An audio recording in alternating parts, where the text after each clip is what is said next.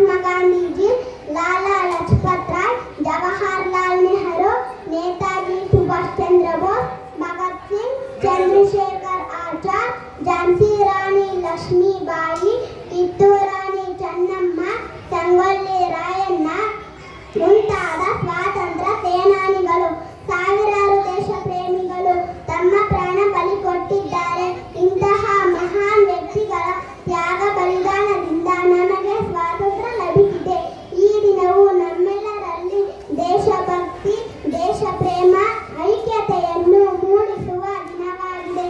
ಈ ದಿನವು ಅತ್ಯಂತ ಸಡಗರ ಸಂಭ್ರಮದಿಂದ ಆಚರಿಸುವ ಜೊತೆಗೆ ಸ್ವಾತಂತ್ರ್ಯಕ್ಕಾಗಿ ಹೋರಾಡಿದ ಮಹನೀಯರನ್ನು ನೆನಪಿಸುವ, ಗೌರವಿಸುವ ದಿನವಾಗಿದೆ.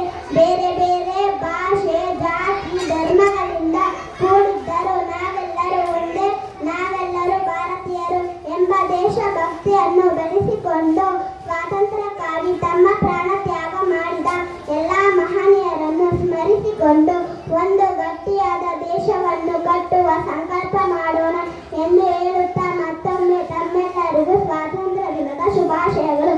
ಜೈ ಹಿಂದ್.